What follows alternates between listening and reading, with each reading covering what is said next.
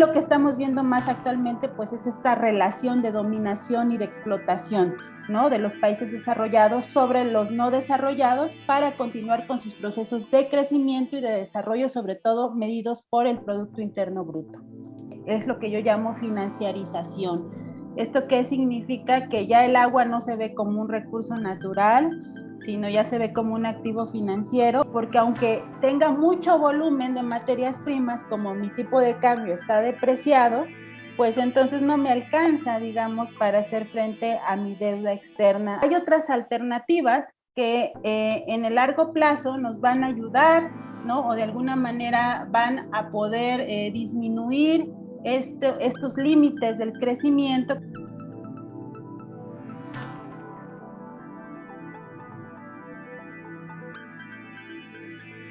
Gracias por acompañarnos nuevamente.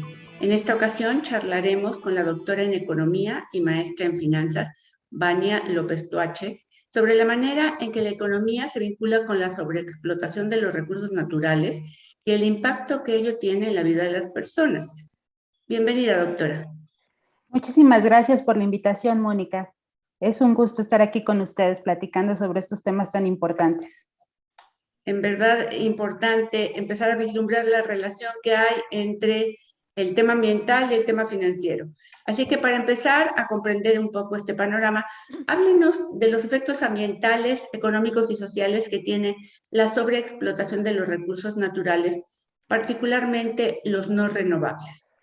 Sí, claro que sí, Mónica. Bueno, me gustaría empezar por este antecedente, ¿no? La sobreexplotación de los recursos naturales no es reciente, ¿no? No es un proceso que estamos viendo actualmente solamente, pero sí es un proceso que se ha acelerado sobre todo desde la década de los 80 hasta la actualidad, ¿sí? Y esto tiene que ver con los modelos de producción en el contexto de una economía capitalista. Entonces, tenemos que esta sobreexplotación se da a partir del surgimiento del capitalismo en el siglo XIX, ¿no?, con la revolución industrial.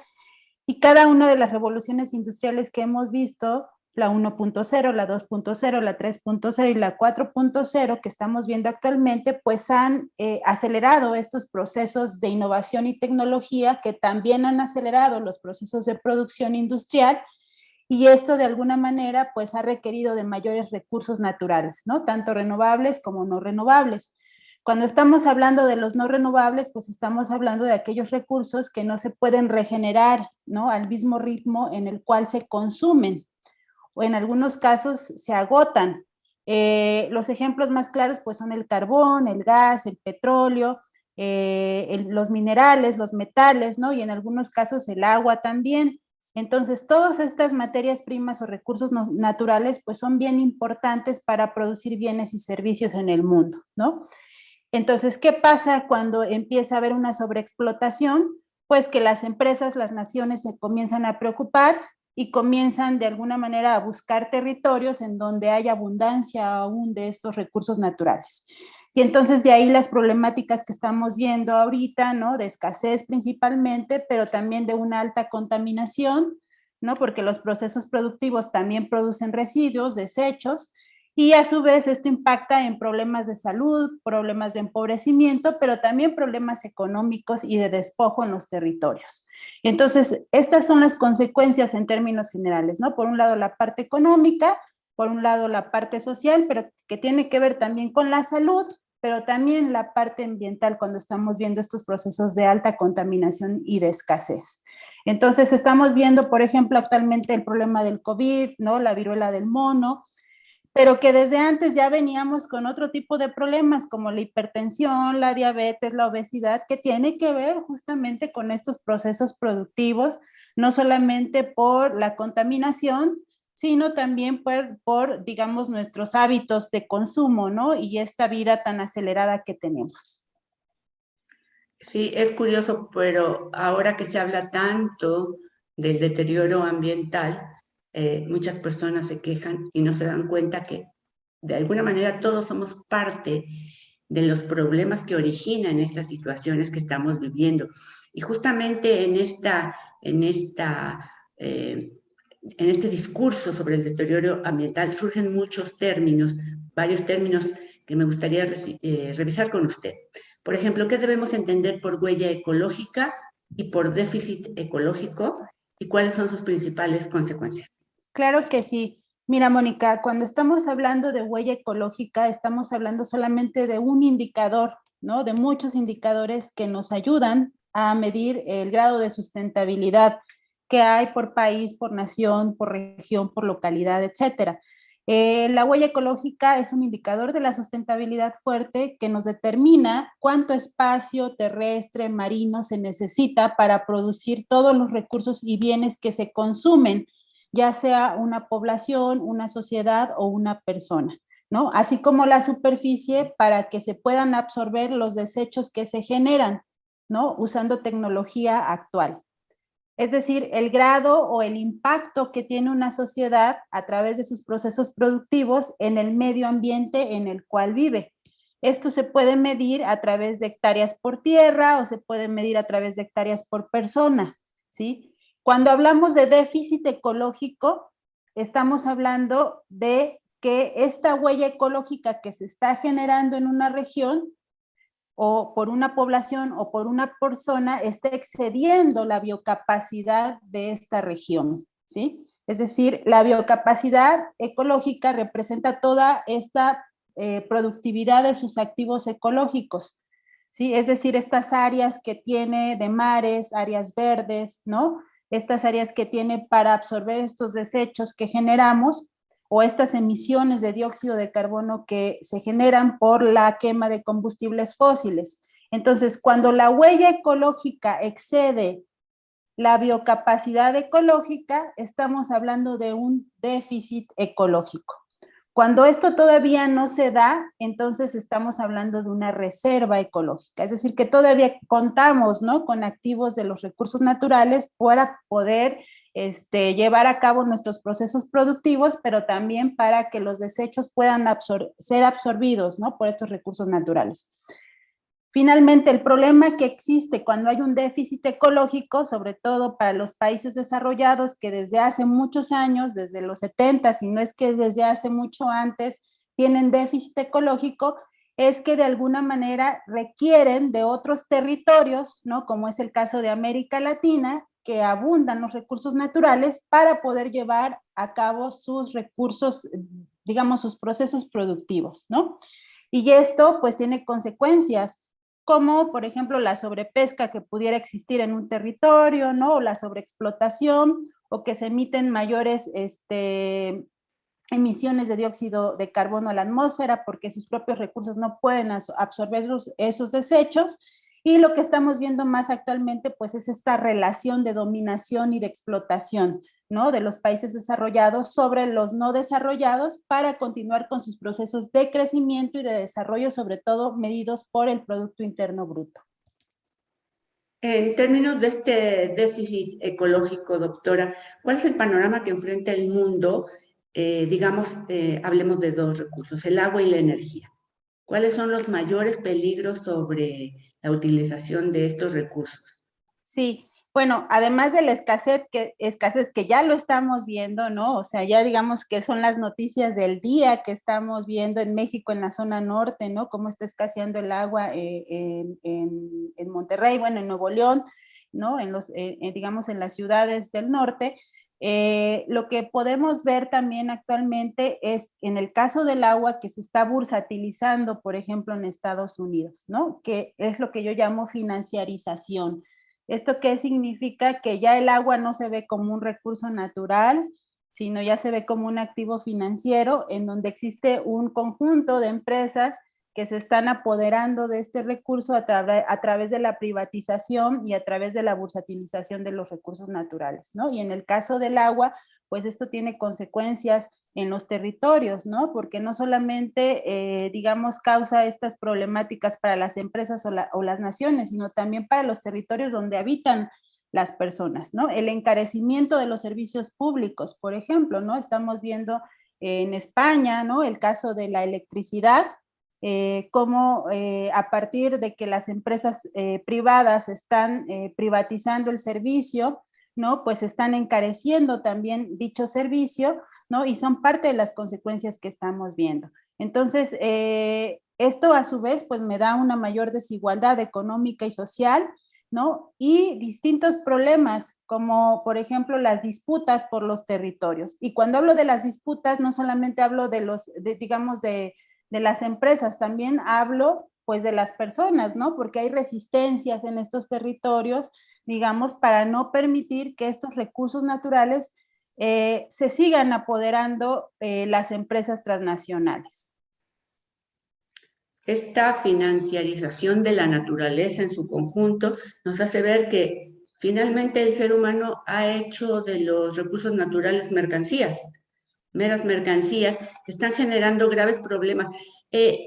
Se dice mucho que en el futuro no lejano, uno de los motivos de conflictos bélicos será la disponibilidad de agua, por ejemplo, o que las migraciones aumentarán porque la gente va a abandonar territorios para ir en busca de otros en donde haya agua, haya posibilidades de desarrollar agricultura y demás actividades básicas para la sobrevivencia del ser humano. Y usted también afirma en sus líneas de investigación, que son muy interesantes, que la imposibilidad de pagar la deuda externa de muchos países ocasiona una mayor depredación de la naturaleza. Yo le preguntaría, ¿puede una deuda financiera generar o agravar la deuda ecológica? Sí, sí, claro que sí, ¿no? Mire, este problema de sobreexplotación, como le dije, no es reciente, ¿no? Desde el nacimiento del capitalismo, pero también, digamos, en este nacimiento hay una división internacional del trabajo, ¿no? Y en esta división internacional del trabajo, los países subdesarrollados, como el caso de América Latina, siempre han tenido, digamos, esta situación de dependencia con respecto a la exportación, principalmente de materias primas, ¿sí? Entonces, hemos tenido, digamos, este extractivismo de materias primas desde muchos años atrás, no es reciente, ¿no? Y es un saqueo, es una apropiación, ¿sí? Llamémoslo colonial cuando se dieron las conquistas, pero llamémoslo neocolonial porque se está dando actualmente, ¿no? Lo que nos ha llevado a lo que usted comenta, esta mercantilización, esta privatización y finalmente esta financiarización. Esto incrementa estos conflictos socioambientales, ¿no? Porque obviamente hay resistencias también a estos procesos y esto tiene consecuencias sobre la parte económica. ¿Por qué? Porque en nuestro caso, a partir de la década de los 80, hemos sido países que se han endeudado mucho con el exterior. Y esto tiene que ver con el tipo de cambio, ¿sí? Aquí ya estoy hablando de cuestiones financieras y monetarias. Nosotros tenemos un tipo de cambio que está depreciado con respecto al dólar, ¿no? Y el dólar es la moneda de reserva a nivel mundial. Es decir, todas las transacciones que llevamos económicas y financieras con el exterior, pues son en dólares, ¿sí? Entonces, si México pide un préstamo hacia el exterior, lo pide en dólares. Si yo lo quiero pagar, pues yo tengo que exportar mucho más, ¿sí? Para que pueda tener ingreso de divisas y con eso poder pagar mi deuda externa. Pero como está depreciado, pues tengo que seguir exportando un mayor grado de materias primas. Y esto significa una mayor sobreexplotación de los recursos naturales. ¿Sí? Porque aunque tenga mucho volumen de materias primas, como mi tipo de cambio está depreciado, pues entonces no me alcanza, digamos, para hacer frente a mi deuda externa a través de las exportaciones, ¿no? Y esto lo que hace es pues que se agoten los recursos, por eso es que los países del norte o los países avanzados tienen una deuda ecológica, si bien nosotros tenemos una deuda financiera con ellos, que tampoco es del todo culpa de nosotros, sino de estos procesos de globalización, ¿no? Y de estos procesos de desigualdad entre países. También es cierto que ellos tienen una deuda ecológica con nosotros porque seguimos exportando mayores recursos naturales y materias primas que nos están dando una deuda ecológica a nivel país o a nivel región. Doctora Vania López, frente a este complejo, muy complejo diría yo, panorama que nos presenta, ¿qué diría usted? ¿Existen posibilidades de un futuro sostenible para la humanidad?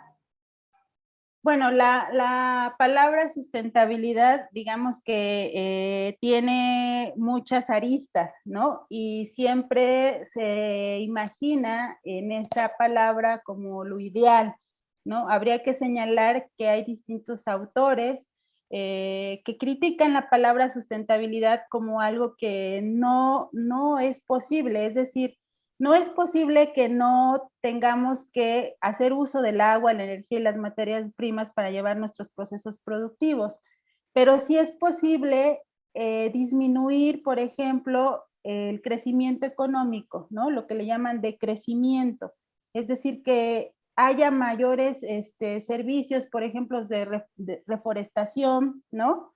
Que aunque sí hay gasto de energía y produce, digamos, esa energía que fluye, porque la economía es un sistema abierto, no un sistema cerrado, pero digamos que esa reforestación que pudiera haber a través de distintas actividades que no precisamente tengan que ver con la mayor producción de bienes y servicios, pues puede disminuir, digamos, los límites del crecimiento, ¿no? De un país o de la propia tierra, ¿no? De la propia vida.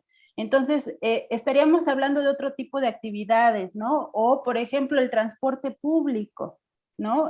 Digamos, políticas públicas muy dirigidas al transporte público en las ciudades, que sean esos los medios a través de los cuales nos transportemos y no los automóviles, el uso de bicicletas, por ejemplo, mayores servicios educativos. Es decir, es difícil cambiar, ¿no? De un día para otro estas formas en las cuales hemos aprendido a producir, pero sí es posible cambiar unas actividades económicas por otras que me van a dar mayores beneficios al medio ambiente. Eso hablando desde las ciudades, ¿no? Pero hablando desde las comunidades, hay otras formas en las que se relacionan las comunidades, ¿no? Con el medio ambiente y que tienen que ver más bien con el cuidado, con el autoconsumo, con los saberes, ¿no? Y que muchas veces se han denostado, ¿no? Por parte, digamos, incluso de nosotros como académicos, y debería de haber un respeto, ¿no? Hacia esos saberes y hacia esas formas de vida, ¿no? Lo que le llamamos la economía social solidaria, los precios justos, en fin, o sea, hay otras alternativas que en el largo plazo nos van a ayudar, ¿no? O de alguna manera van a poder disminuir estos límites del crecimiento que, como lo dije, es complicado, ¿no? De un momento a otro. Las energías sostenibles o las energías eólicas sí son importantes porque tienen que ver con estos recursos que son renovables, pero no a través de los procesos que estamos viendo actualmente de las grandes empresas transnacionales por apoderarse justamente de estos recursos, pero más bien para hacer negocio, ¿no? Como es el caso del litio que estamos viendo actualmente. Queda claro que es necesario hacer cambios, modificaciones en los sistemas financieros, económicos y también en la forma de vida. Doctora, le agradezco mucho esta charla, ha sido muy interesante y para concluir le agradecería que nos compartiera qué libro está leyendo. Sí, muchas gracias, Mónica. Pues mira, desafortunadamente por la cuestión del trabajo estoy leyendo puros libros que tienen que ver, ¿no? Con, digamos, con lo que estoy haciendo. Actualmente estoy leyendo de la gran transformación a la gran financiarización de Carl Polanyi, en donde nos explica pues todo este contexto histórico del liberalismo, ¿no? Y cómo nos ha llevado a estos procesos de financiarización actual. Eso es lo que estoy leyendo actualmente. Pues nuevamente le agradezco por introducirnos en temas tan interesantes, tan relevantes. Muchas gracias. Gracias a ti, Mónica. A todos ustedes nos veremos pronto. Déjanos tus comentarios y si te gustó, dale like.